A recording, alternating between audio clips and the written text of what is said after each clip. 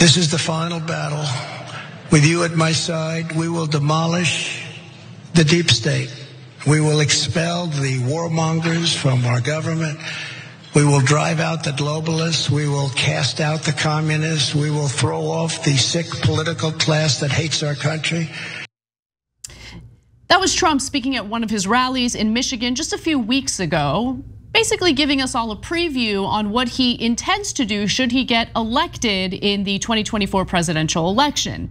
Now, one thing that he's laser focused on is dismantling the so-called administrative state in order to consolidate and centralize power in the executive branch, essentially doing away with our system of checks and balances and doing away with the independence of federal government agencies.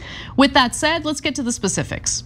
Trump intends to bring independent agencies like the Federal Communications Commission, which makes and enforces rules for television and internet companies, and the Federal Trade Commission, which of course enforces various antitrust and other consumer protection rules against businesses, under direct presidential control.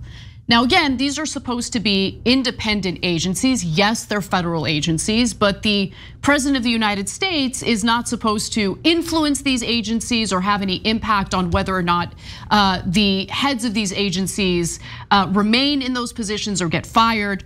Now, this again would be the execution of a very long held conservative agenda undercutting the so-called administrative state. And if you're wondering, okay, what does that mean? What is the administrative state, right? Is it just bureaucracy, needless bureaucracy? The answer is no. These are government agencies tasked with doing incredibly important things, including regulating the food we eat, the drugs we take, protecting the environment, keeping consumer products safe for us all. And when it comes to the Federal Trade Commission, it's supposed to weigh in and prevent major conglomerates or major mergers from happening. Trump wants none of that. So he wants to revive the practice of impounding funds, refusing to spend money Congress has appropriated for programs a president doesn't like, a tactic that lawmakers banned under President Richard Nixon. And there's a lot more to get to, but before I do, Cenk, what are your thoughts on all of this? This is exactly why it can't be Trump. And so people don't get it. They go, okay, like Ron DeSantis is a terrible person. He passed these awful bills in Florida and he's doing this homophobic campaign, et cetera. And you're right, those are all terrible things. And I don't like him and it's terrible. But that's not fascism. That's just a horrible human being with policies we massively disagree with that would take away rights. So don't minimize it, right? But fascism is when you do a takeover over the government and you don't allow democracy back in. And that's this. That's this. This is not a little bit around the edges where you go, well, look, I think the Federal Trade Commission has too much independent authority. I'd like to be able to fire the head of the commission if they're not doing the right things, et cetera. Now, that's not a good idea, but that's maybe, there's a couple of proposals here that could be debatable under a rational, normal situation. But no, the bulk of this is, no, if Congress says to spend money on this, I'm not going to. Because I'm the president and I can do whatever I want. All those agencies, I could fire anyone I want, including the ones that are supposed to be independent for a really good reason, like the Justice Department. If the Justice Department is not independent, then it becomes politicized.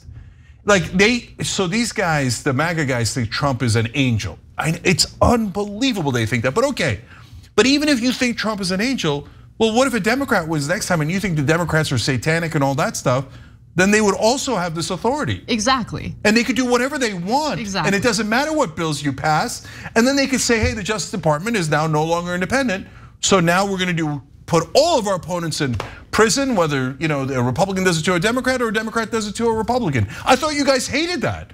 Aren't you guys now saying, I can't believe the Justice Department has been politicized? And now you say, let's politicize it way more and let the president basically be a dictator? Unfortunately, I think when you have this ideologue mentality, it's hard to break past that mentality and think clearly and logically about what it actually means to undermine our system of checks and balances, because this isn't just about undermining these independent federal government agencies. He also wants to do away with our system of checks and balances when it comes to Congress, the money they appropriate for various legislative proposals.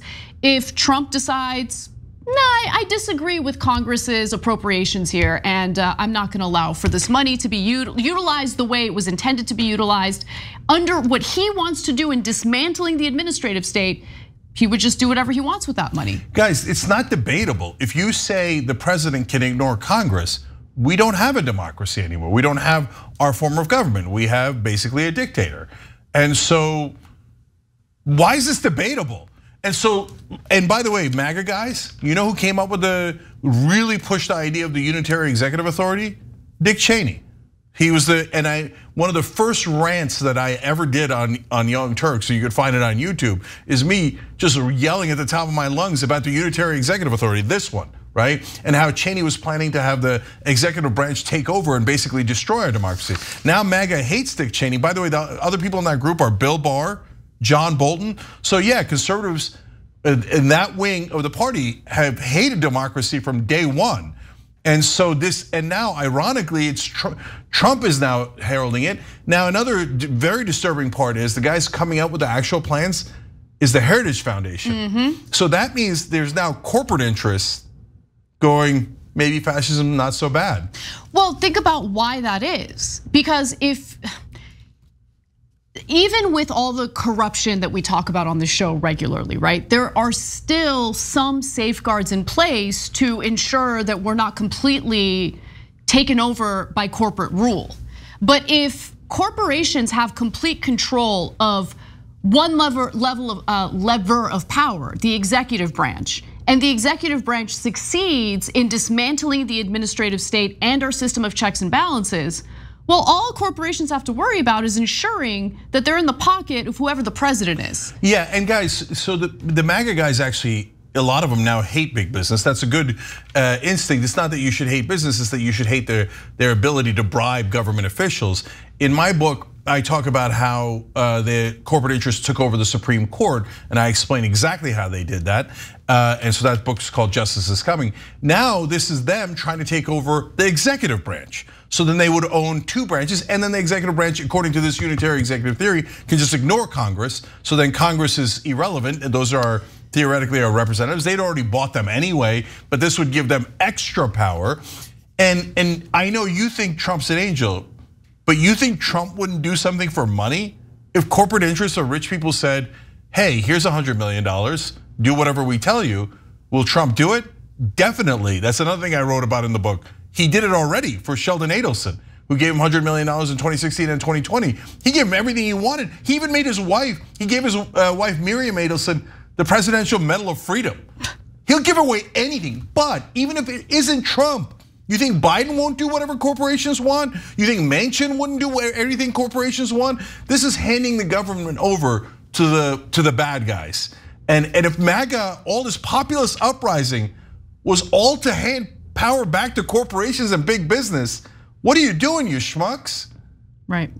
Yeah, and again, the whole point of the unitary executive theory, it's to reject the idea that government is composed of three separate branches with overlapping powers to check and balance each other. I would venture to say that that's one of the greatest parts of our government, the system of checks and balances, and consolidating too much power in one branch of government is a complete and utter disaster, and that's what we're seeing here. Yeah, and if he succeeds in it, of course. By the way, there's one other thing that conservatives should theoretically hate, but that is part and parcel of this.